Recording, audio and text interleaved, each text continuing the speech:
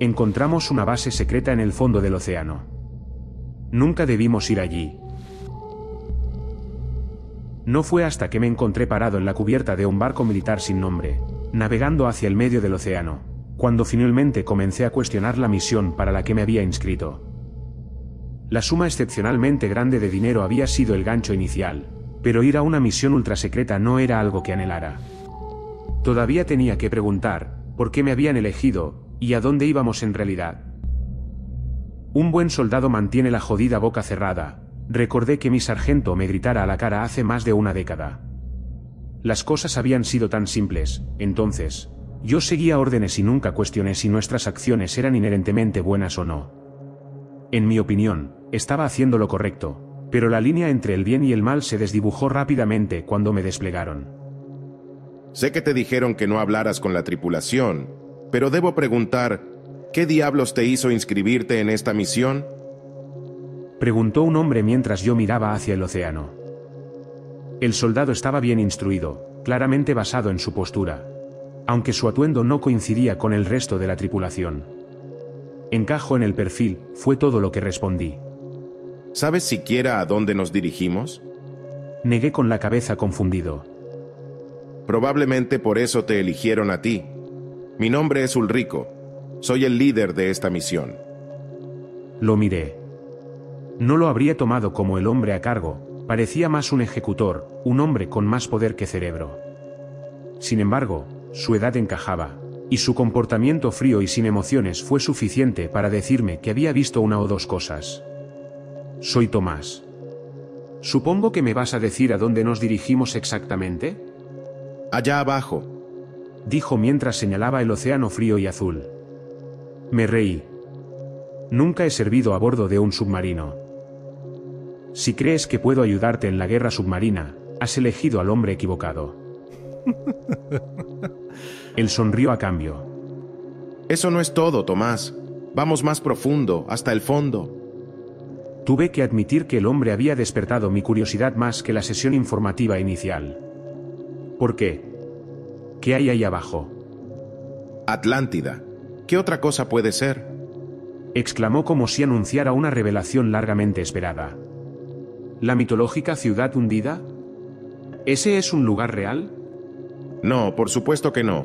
Al menos no en un sentido histórico.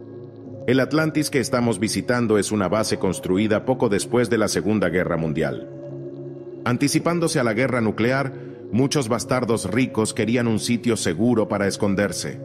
Decidieron que cabría en el fondo del océano. Tenía que mantenerse en secreto, por supuesto. Únicamente un puñado de empleados del gobierno se enteraron del proyecto, y cuando murieron se llevaron el secreto a sus tumbas. La mirada en mi rostro debió haber sido suficiente, porque no tuve que hacer otra pregunta antes de que comenzara a hablar. La base permaneció en secreto hasta que resurgieron algunos documentos hace un par de años. Aparentemente perdimos contacto con la base en los años 80, junto con toda la ciencia puesta en la base. ¿Te imaginas el tipo de cosas que guardaban allí? No lo sé. Es por eso que vamos allá abajo. Vamos a hacer que la estación vuelva a funcionar y recuperar la mayor cantidad de información posible. Se nos unieron otros dos hombres, ambos claramente militares. Eran Jacob y Benjamín, los ingenieros de combate que debían acompañarnos en la misión. Cuando el barco finalmente se detuvo, Ulrico nos condujo al lado de estribor donde se había preparado un barco extraño. Parecía más una sonda de alunizaje que un submarino, uno con un casco excepcionalmente grueso. ¿Has estado alguna vez en las profundidades? Preguntó Jacob, mientras nos escoltaban adentro. Negué con la cabeza, al igual que Benjamín. La verdad era que los cuatro éramos extraños y solo llevábamos fragmentos de información. Debido al riesgo de filtrar información ultrasecreta, me preocupaba que nos ejecutaran al terminar. El barco tembló cuando nos arrojaron al océano, pero tan pronto como caímos bajo la superficie, una extraña sensación de paz se apoderó de nosotros. El descenso en sí fue rápido, con la luz dando paso rápidamente a la oscuridad infinita a medida que nos hundíamos en las profundidades de abajo. Se produjeron algunos casos de pequeña charla, pero rápidamente volvimos a quedarnos en silencio con cada crujido del casco exterior, acomodándonos bajo la inmensa presión del océano. Me sentí tenso todo el viaje, y no fue hasta que sentí una parada abrupta, que me di cuenta de que habíamos llegado al fondo. Supongo que esto es todo. Está bien. Jacob, inicia los procedimientos de atraque. Como tú lo ordenes, jefe. El resto de ustedes prepárense. No quiero que nadie se vaya de este barco sin su traje atmosférico. Toma el mando, Tomás. Ordenó Ulrico. Asentí con la cabeza y Jacob se puso en contacto con la estación de acoplamiento sin mucha dificultad. Desde ahí, podríamos conectarnos a los sistemas de monitoreo de la estación. Caminamos unos metros hasta llegar a la base en el fondo del océano. La estructura era enorme, y al estar en el fondo del mar, su apariencia era imponente. Parece que la presión en el interior está bien. Sin embargo, el soporte vital está parcialmente roto, solo unas pocas secciones aún tienen oxígeno. Es posible que podamos volver a ponerlos en funcionamiento, pero no puedo prometer nada. ¿Alguna señal de vida? No podría decírtelo basándome solo en esto, pero sin oxígeno, ¿qué podría haber? Aún así, mantente alerta. Terminó Ulrico. Mis oídos se taparon dolorosamente cuando las puertas se abrieron.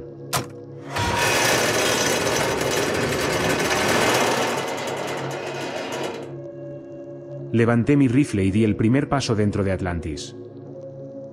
La estación funcionaba con sus sistemas de respaldo de emergencia, supuestamente alimentados por la actividad volcánica subterránea, pero eso significaba que teníamos poco más que luces de emergencia para guiarnos en nuestro camino. El resto nos siguió de cerca. Cuando salimos de la esclusa de aire, nos encontramos en un pasillo cuidadosamente decorado que recordaba más a un hotel de los años 50, que a una base de submarinos. Si bien las paredes de metal aún estaban expuestas, claramente habían hecho un gran esfuerzo para hacer que el lugar se sintiera como en casa. A cada lado del pasillo había varias puertas de metal, cada una marcada con números y letras simples. Entre cada puerta colgaba un retrato de uno de los habitantes, la mayoría de ellos científicos, algunos militares. No veo nada. Yo tampoco. Las comunicaciones deberían estar en la sección 7H, al lado de la sala de control, en algún lugar en el centro de la base. Deberíamos ocuparnos del soporte vital primero. Debería estar a la vuelta de la esquina en el 3C. La decoración hacía que la estación pareciera más sombría, en lugar de hacer que se sintiera como un hogar. Supuse que los tiempos habían cambiado desde entonces, pero no pude evitar sentir como si estuviéramos caminando por un cementerio. Este es el indicado, dijo Benjamín cuando abrimos la puerta a los sistemas de soporte vital. A diferencia de los pasillos prolijamente decorados, esa habitación era poco más que una sala de generadores con máquinas y paredes de metal. Producía oxígeno directamente del agua a través de la electrólisis, esencialmente una fuente infinita de aire respirable. También había un mapa de la estación en la pared, cada uno mostrando la habitabilidad y la actividad biológica. No hay signos de vida en absoluto. Supongo que estamos a salvo por ahora, dijo Benjamín. Bajé la guardia muy levemente, sin dejar de estar alerta. No debería ser demasiado difícil arreglar esto. Casi parece que alguien lo saboteó a propósito, pero no hicieron un buen trabajo. Muy bien. Nosotros seguiremos adelante y repararemos las comunicaciones. ¿Te parece? Benjamín asintió. Entonces vamos. Dejando atrás a uno de nuestros ingenieros, seguimos avanzando hacia la sala de control. Entonces, si la estación se quedó a oscuras, pero nadie se fue, ¿dónde están los cuerpos? ¿Quién sabe si salieron? Podrían haber huido y permanecer bajo el radar, dedujo Ulrico. En el camino, eché un vistazo dentro de algunas de las puertas ya abiertas. Eran habitaciones y oficinas, todas prolijamente decoradas para que parecieran estar en casa, con efectos personales y camas sin hacer. Si la tripulación se había ido, claramente no se molestaron en llevarse nada con ellos. Cuando llegamos al eje central, habían pasado unos 20 minutos. La estación era enorme, lo suficientemente grande como para albergar al menos a 500 personas, todas las cuales acababan de desaparecer sin dejar rastro. Luego pasamos por una puerta marcada, diferente a las demás. Z9, decía, Era un gran salto si las habitaciones estuvieran marcadas alfabéticamente. Además, la habitación estaba etiquetada como laboratorio. ¿Deberíamos comprobarlo? Más tarde, tenemos que arreglar las comunicaciones y cargar los datos, ordenó Ulrico. Pero cuando tratamos de pasar a la sala de control, nos encontramos con una puerta sellada que había sido cerrada con fusibles. Creo que alguien no quiso que pasáramos por aquí, dijo Jacob mientras dejaba su bolsa de herramientas. pero puedo abrirlo, solo dame 10 minutos. Supongo que podríamos revisar el laboratorio mientras tanto. Puede haber información valiosa allí. Los dos entramos al laboratorio. Era impresionantemente grande con filas de mesas y cientos de viales y equipos que ninguno de nosotros podía reconocer. Había algunas máquinas de escribir y lo que parecían computadoras antiguas, probablemente solo estaban destinadas a descifrar mensajes. Las mesas en sí estaban vacías, a excepción de una ocupada por un bulto escondido debajo de una gran cubierta de plástico.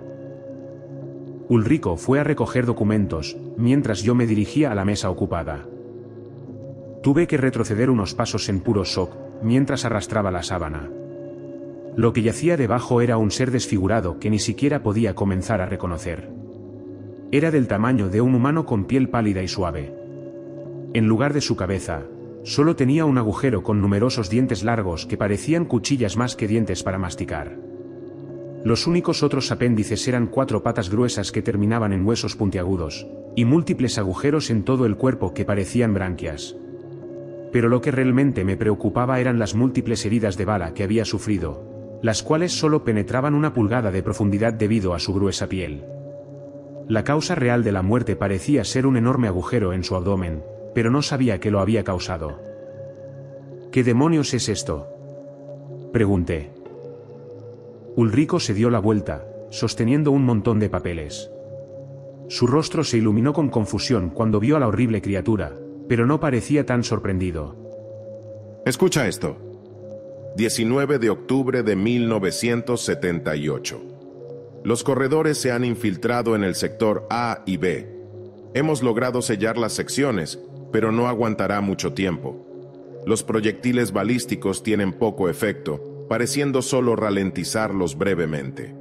Se ha demostrado que el cañón de riel elimina a los corredores con un efecto moderado, pero con solo uno en funcionamiento, no podemos detenerlos a todos. Hemos recuperado uno de sus cuerpos.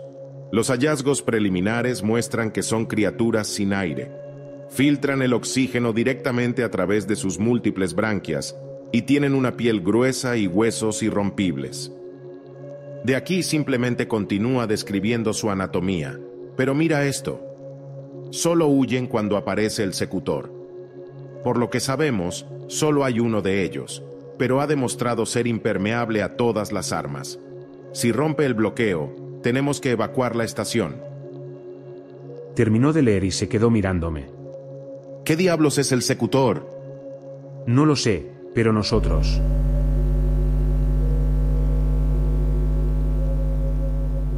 Antes de que pudiera terminar esa frase, los sonidos de los altavoces rompieron la atmósfera por lo demás silenciosa. Y con eso, nuestras radios se encendieron. Hola, soy Benjamín. Tengo soporte vital funcionando. No se quiten las máscaras, van a tomar unos minutos hasta que el aire sea respirable. Está bien, encuéntranos en la sala de control. Cubrimos a la criatura destrozada y fuimos a encontrarnos con Jacob, que ya había logrado romper la contención. La sala de control era un área circular con toneladas de equipos de radio y estaciones de trabajo. El piso estaba lleno de pequeños pedazos de lo que parecía madera vieja. Me agaché para recoger uno de ellos, solo para darme cuenta de que eran huesos humanos destrozados. Chicos. Creo que encontré lo que queda de la tripulación. Dije con voz nerviosa. ¿Qué carajo? Intervino Jacob. Estaremos bien, las criaturas ya deben estar muertas. Conecta el transmisor a las comunicaciones y subamos todos los datos que podamos obtener. Jacob se puso a trabajar con Ulrico, mientras yo vigilaba la habitación. Me quedé pensando en la criatura en el escritorio. Según el registro, ya había estado allí durante décadas. Pero si así era, ¿por qué no se había descompuesto? ¿Y dónde estaban los otros? ¿Quién era el secutor? Eché un vistazo a algunos de los documentos que Ulrico se había llevado, pero me llamó la atención una sección, una en la última página. 30 de octubre de 1978. Han averiado nuestros sistemas de evacuación. El puñado de sobrevivientes que aún quedan están atrapados. Intentamos enviar una señal de socorro, pero la superficie no responde. La única solución que hemos encontrado es inundar la estación con dióxido de carbono. No mata a las criaturas, pero parece ponerlas en un éxtasis indefinido.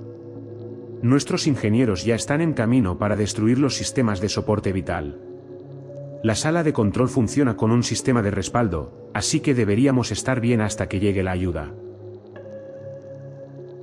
Según los huesos en el suelo, parecía que el rescate nunca llegó. Escuché el zumbido de los ventiladores y pensé en el cadáver fresco pero antiguo. Justo cuando comenzaba a juntar las piezas del rompecabezas, llegó otra llamada a través de la radio. Hay algo aquí conmigo. Puedo escucharlo en las paredes. ¿De qué estás hablando? Preguntó Ulrico. Tan pronto como subió el oxígeno, comencé a escuchar golpes dentro de las habitaciones y paredes cerradas. Al principio pensé que eran las tuberías o algo así, pero luego empezaron a gruñir. Espera, ¿qué? Oh, Dios mío.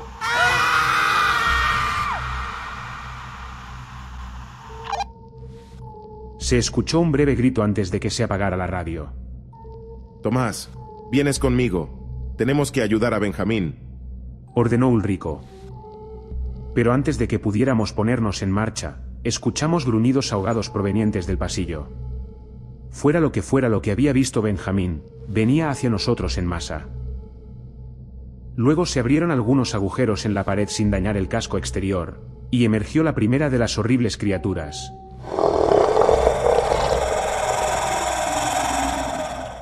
Los mantendremos a raya. Jacob, haz que esos comunicadores funcionen. Estoy en ello. Ulrico y yo tomamos posiciones frente a la puerta rota y levantamos nuestros rifles. Una docena de criaturas llegaron corriendo por el pasillo, y más emergieron de los agujeros en las paredes. Sus llagas latían mientras inhalaban el oxígeno fresco que estaba siendo bombeado a la estación. Antes de que pudiéramos abrir fuego, el pasillo ya estaba lleno de monstruos. ¿De dónde diablos salieron? Ellos estaban durmiendo. El aire los despertó. Nosotros hicimos que despertaran.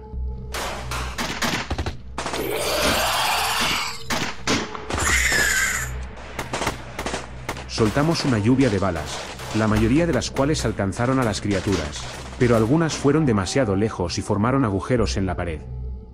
Afortunadamente, el casco exterior era demasiado grueso para ser penetrado. Nuestras armas eran significativamente más poderosas que las utilizadas por los antiguos habitantes de la estación, capaces de mutilar a las criaturas lo suficiente como para volverlas inofensivas. Hay demasiados. Grité por encima del sonido de los disparos. ¿Cuánto tiempo necesitas, Jacob? Ya se está cargando. Larguémonos de aquí, gritó Jacob. Pero escapar era más fácil decirlo que hacerlo, y en poco tiempo habíamos sido invadidos por las criaturas. Jacob se unió y vació una ráfaga en la horda con poco efecto. Uno de ellos logró pasar y rebotó en la pared para golpear a Ulrico. Con un solo mordisco, arrancó la carne del brazo de Ulrico. Dejó escapar un grito de agonía mientras caía al suelo. Caminé hacia esa cosa y puse una bala en lo que supuse que era su cerebro, que lo arrojó al suelo. Con eso, cada criatura se congeló en su lugar. Por un breve momento, toda la estación había caído en un silencio ensordecedor.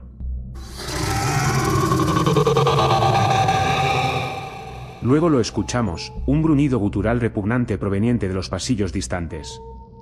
Sonaba casi humano, pero demasiado bajo, emitiendo una mezcla entre dolor agonizante e ira.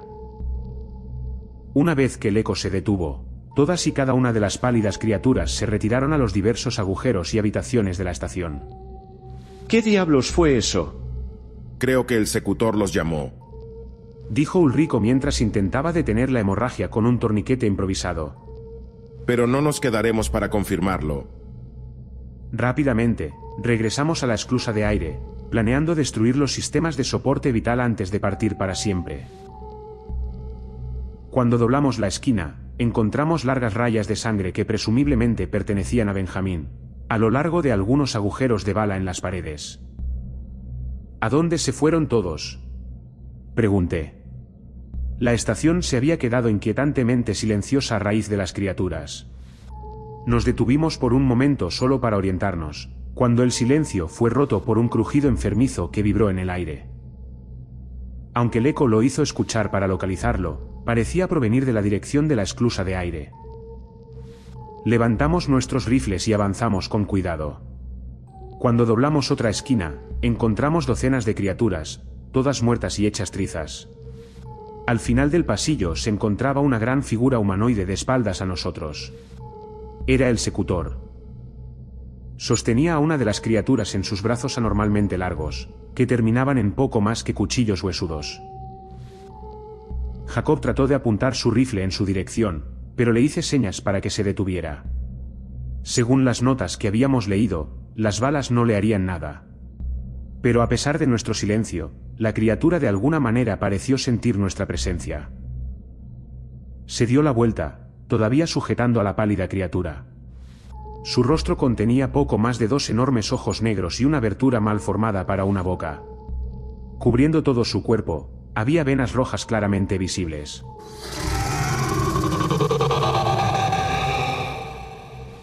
Dejó escapar otro gruñido mientras desgarraba a la criatura en pedazos. Y dejando caer los pedazos de carne comenzó a correr en nuestra dirección. Jacob levantó su rifle por segunda vez, y comenzó a disparar mientras Ulrico y yo nos retirábamos más adentro de la estación. Jacob, por el amor de Dios, corre. Pero estaba congelado en estado de shock, solo pudo mantener su dedo firmemente presionado en el gatillo, hasta que el cargador se vació. Para entonces la criatura ya lo había alcanzado.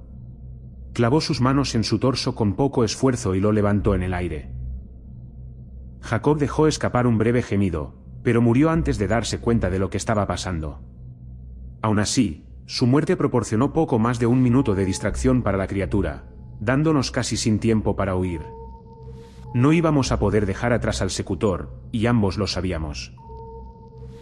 Cuando pasamos por una de las habitaciones abiertas, Ulrico me agarró con el brazo que le quedaba y que aún funcionaba.